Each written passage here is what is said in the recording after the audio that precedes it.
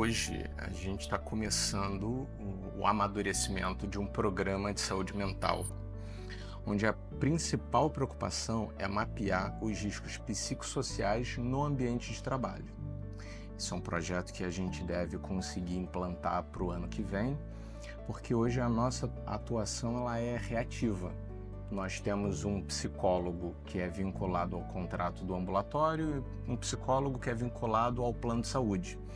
Mas o atendimento do psicólogo ele é reativo, porque para o empregado ir até o psicólogo, ele entende que tem um problema. E aí não é esse o nosso interesse, de atuar só de forma reativa. A gente quer atuar de forma preventiva. Então a nossa ideia é mapear os principais riscos no ambiente de trabalho e tratá-los. A gente apresentar medidas de mitigação a esses riscos. A gente faz de forma habitual, mas pretende intensificar para o próximo ano um trabalho de conscientização, para que as pessoas possam entender pontos de pico, pontos de risco e sinais de adoecimento, os quais a pessoa já precisa ali procurar ajuda. O próprio programa que a gente tem hoje de atendimento psicológico, ele é nesse sentido, porque são apenas 10 consultas. Então não é para o empregado ocupar uma vaga e manter todo o período de tratamento com o psicólogo.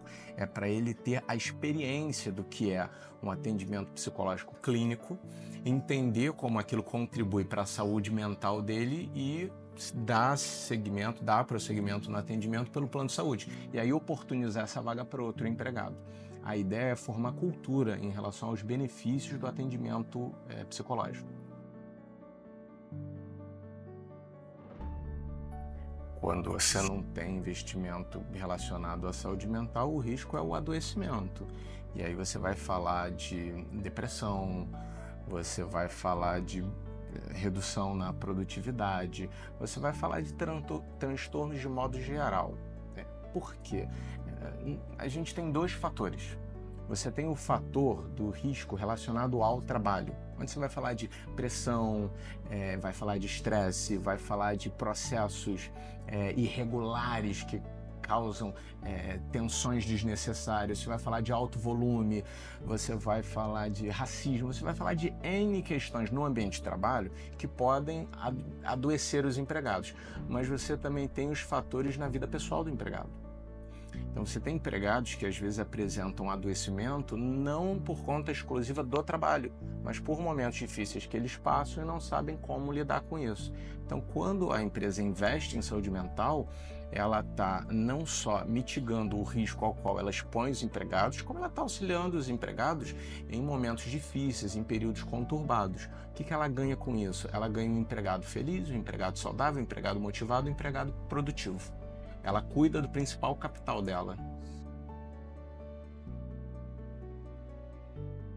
Hoje, o burnout é a primeira patologia relacionada à saúde mental que é classificada como um acidente de trabalho. Então, de cunho exclusivo mental.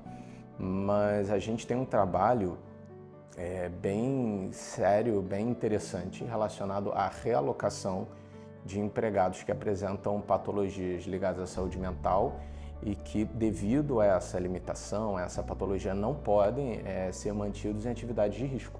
Então a gente aloca eles em outras atividades para minimizar o risco do processo na rotina deles e aí manter essas pessoas numa atividade de forma mais segura.